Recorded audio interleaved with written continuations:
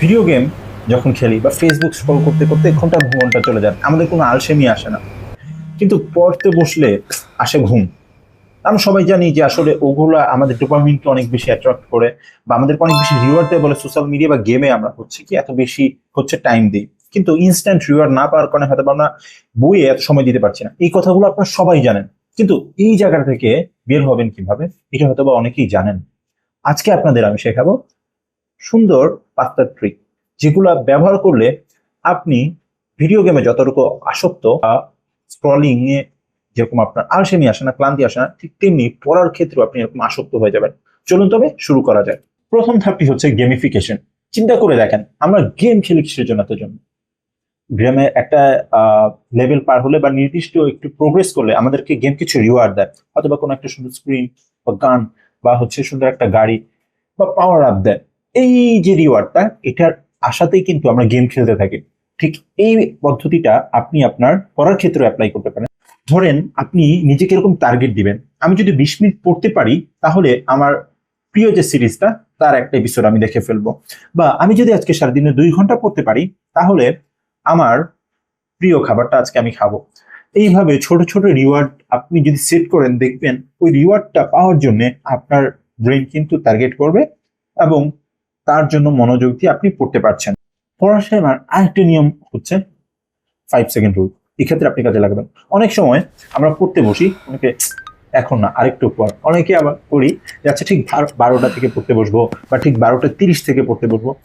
এরকম না করে যখনই আপনার পড়ার কথা মনে পড়বে, আপনি 5 সেকেন্ড রুলের কথা মনে রাখবেন যে 5 সেকেন্ডের মধ্যে আপনি পড়তে বসবেন। আপনার আশেপাশে অন্য খুব ইমার্জেন্সি কাজ না থাকলে আপনি ডাইরেক্ট টেবিলে চলে যাবেন, অন্য কোনো কথা নেই।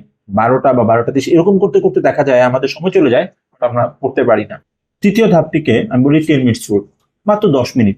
আপনি যখন অনেকদিন পড়াশোনা বাইরে থাকেন বা পড়তে চান না, তখন আসলে যদি আপনি টার্গেট করেন যে হ্যাঁ আমি 1 ঘন্টা পড়বো বা আমি হচ্ছে গিয়ে 2 ঘন্টা পড়বো, তখন কিন্তু আপনার পড়াটা অনেক বেশি কঠিন হয়ে যাবে। আর এই জন্যে আপনি যখন অনেকদিন পর পড়তে বসবেন, আপনার প্রথম পড়ার দৈর্ঘ্যটা বা যে টাইম পিরিয়ড থাকবে খুবই অল্প রাখবেন, সেক্ষেত্রে 10 মিনিট বা 20 মিনিট। আর এই 10 বা 20 মিনিট আপনি পুরোপুরি ফোকাস করবেন পড়ার ক্ষেত্রে, অন্য কোনো দিকে না। ঠিক আছে? তাহলে কিন্তু পারবেন। আপনি যদি চিন্তা করেন হ্যাঁ আজকে একদম পড়ে ফাটায় ফেলবো, একটানা 5 ঘন্টা পড়বো, একটানা 2-4 ঘন্টা পড়বো, সেটা কিন্তু আসলে হবে না। দীর্ঘদিন পর এটা আসলে পসিবল হয় না। যদি আপনি পারেন তাহলে তো খুব ভালো কথা, কিন্তু টার্গেট করবেন প্রথমে 20 মিনিট বা 10 মিনিট বা 30 মিনিট পড়ার। আপনি যদি মনে করছেন হ্যাঁ আমি পড়তে পারছি, তারপর আপনি টাইমটা আর একটু বাড়ায় নেন, বাট শুরুতেই বিশাল একটা লক্ষ্য নেবেন না, অ্যাচিভ করা কঠিন হয়ে যাবে। তৃতীয় ধাপটা হচ্ছে প্রোগ্রেস ট্র্যাকিং। মানুষ যখন হচ্ছে গিয়ে নিজের প্রোগ্রেস দেখতে পায় তখন সে আরো উৎসাহ পায় কাজ করতে। এই জন্য যখন হচ্ছে আমরা গেম বলি বা ফেসবুক বলি, আমরা কিছু রিওয়ার্ডের আশা এগুলো করি। আমরা দেখা যাচ্ছে একটা নতুন অ্যাকাউন্ট যখন খেলি অত বেশি সুন্দর থাকে না, কিন্তু দীর্ঘদিন 1 মাস বা 2 মাস বা 3 মাস খেলার পর কিন্তু অ্যাকাউন্টটা অনেক ভালো হয়ে যায়। তো আমরা এই প্রোগ্রেসটা দেখে কি করি, গেমটা আরো বেশি খেলি। তো এরকম প্রোগ্রেস ট্র্যাকিং এর জন্য আপনি আপনার একটা সুন্দর করে আহ একটা নোটস রাখতে পারেন। ইন্টারনেটে অনেক অনেক রকম প্রোগ্রেস ট্র্যাকিং এর হচ্ছে অ্যাপ পাবেন প্লে স্টোর থেকে। আমি হচ্ছে কয়েকটা কমেন্ট বক্সে দিয়ে দিব, সেগুলো থেকে দেখবেন। আপনি যখন দেখবেন যে 1 মাস আগে আপনি হয়তো একটা টপিক পারতেন না বা আপনার একটা চ্যাপ্টারটা শেষ হয়ে গেছে, বাট রেগুলার পড়ার কারণে 1 মাস পর আপনার পুরো বইটা শেষ হয়ে গেছে, শুধুমাত্র একবার না, হয়তো আপনি একাধিকবার শেষ করে ফেলেছেন। তখন কিন্তু আপনার মধ্যে একটা স্যাটিসফ্যাকশন আসবে, একটা কনফিডেন্স আসবে। আপনি কিন্তু তখন বারবার পড়তে যাবেন। আরেকটা স্টেপ হচ্ছে গিয়ে আপনার এনভায়রনমেন্টটাকে চেঞ্জ করা। আপনি চেষ্টা করুন সবসময় আপনার পড়ার টেবিলে যে ডিস্ট্রাকশন গুলো আছে সবগুলো দূরে সরিয়ে রাখতে। পড়তে যখন বসবেন চেষ্টা করবেন আপনার মোবাইলটা সাইলেন্ট রাখতে এবং আপনার মোবাইলটা আপনার থেকে দূরে রাখতে। অনেক সময় সাইলেন্ট থাকলে আমাদের মন চায় যে আচ্ছা একটু হচ্ছে মোবাইলটা চালাই। আপনি একটা কাজ করতে পারেন, ইন্টারনেটে অনেক অ্যাপ আছে যে হচ্ছে কি নির্দিষ্ট একটা সময় পর্যন্ত লক থাকে, ওই টাইমের 10 মিনিট বা 20 মিনিট আপনি সেট করবেন, এর মধ্যে কোনোভাবে আপনি আনলক করতে পারবেন না, শুধুমাত্র ইমার্জেন্সি কল দেওয়া বাদে। তো আপনি এই ফিচারটা কিন্তু ব্যবহার করতে পারেন, সেই 30 মিনিট বা 40 মিনিট রাখতে পারেন। এছাড়া আহ বই বাদে, পড়ার বই বাদে যে কোনো অপ্রয়োজনীয় জিনিস সেটা যাই হোক না কেন আপনার টেবিল থেকে দূরে রাখবেন। তাহলে কিন্তু আপনার পুরো ফোকাসটা আপনার পড়ার দিকে চলে যাবে। পঞ্চম ধাপ হচ্ছে ফেক টিচার মেথড। আপনি নিজে যা পড়ছেন তা চেষ্টা করবেন আয়নার সামনে দাঁড়িয়ে নিজেকে বোঝাতে। অনেকটা ফাইনম্যান টেকনিকের মতো, যা কিনা আসলে 5 বছরের বাচ্চাকে শেখানোর ক্ষেত্রে ব্যবহার করা হয়। তো এই ক্ষেত্রে মনে হতে পারে যে আসলে আমি পড়াটা ঠিক মতো শিখেছি কিনা বা আমার ভুলটা কে ধরবে। এই জায়গায় একটা সুন্দর অ্যাপ আপনাদেরকে সাজেস্ট করবো, যার নাম হচ্ছে স্টাডি রুম। যেখানে কিনা আপনার একজন এআই টিচার থাকবে। তো আপনি যা শিখলেন আপনি টেক্সট আকারে লিখে বা খাতায় লিখে ছবি তুলে জিজ্ঞেস করতে পারেন আমি এটা লিখেছি, এখানে ভুল কোনটা আছে ধরিয়ে দাও। সে কিন্তু আপনাকে সবগুলো ভুল ধরিয়ে দিবে আপনি কোথায় কোথায় ভুল করেছেন।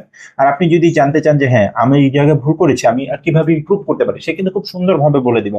আর এটা কিন্তু যেহেতু পুরোপুরি এআই বেস 24/7 কিন্তু আপনি এখান থেকে সাপোর্ট পাচ্ছেন। এই অ্যাপটা লিঙ্ক আমি কমেন্ট বক্সে দিয়ে দিব, এখনই দেখে নেবেন আপনারা। শুধুমাত্র এই ফিচারটা না, লাইভ ক্লাসের ফিচার রয়েছে এবং রয়েছে AI tutor, interactive AI tutor. আপনি যে কোনো একটা টপিকে যদি হচ্ছে গিয়ে আটকে যান, আপনি যদি সেটাকে তাকে ছবি তুলে বা টেক্সট আকারে বা ভয়েস টেক্সট দিয়ে জিজ্ঞেস করেন, সে কিন্তু আপনাকে সুন্দর সাথে সাথে টেক্সট আকারে এবং অডিও আকারে অ্যান্সার করতে পারবে। ঠিক আছে,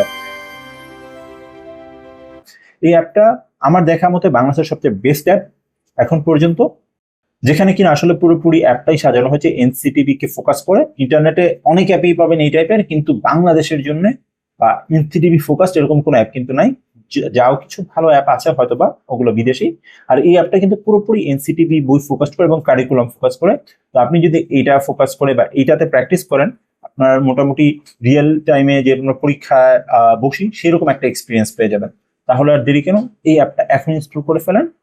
আর পড়ালেখা রিলেটেড এইরকম ট্রিক্স অ্যান্ড ট্রিক্স আমি রেগুলার শেয়ার করব, দেখতে সাথে থাকুন আমাদের ফেসবুক পেজে। ধন্যবাদ সবাইকে, আসসালামু আলাইকুম।